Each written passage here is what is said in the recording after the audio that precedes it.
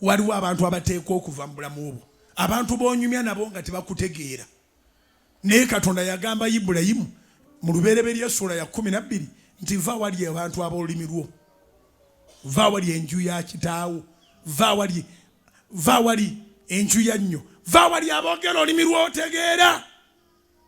Abantu abamu ekibaavuwaza kukaaba bwavu bw'oli nabo bonna mwawandika ne verses ne chorus.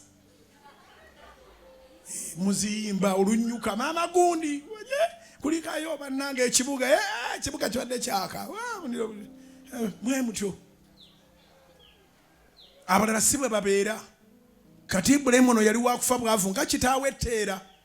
Gwe toyinza kwebuuza nti Ibulayimu ye yasooka mu nsi. Ibulayimu ayina bajjajja abayina n'ekitaawe. Kitaawe bamuyita Teera. Si ye jjajja w'abakkiriza, omwana we ye jjajja w'abakkiriza. Kubanga Teera bamugamba genda e Kanani n'alemera e Kalani. Wangi? Teera bamuwa Kanani. N'atuuka abantu nga bayitawo Kalani. Naga nti we wano.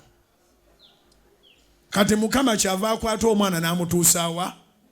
E Kanani. Naawe bazadde bo baakoma. Si wogenda okukoma. Ogenda genda wa? Ogenda genda Kanani wo.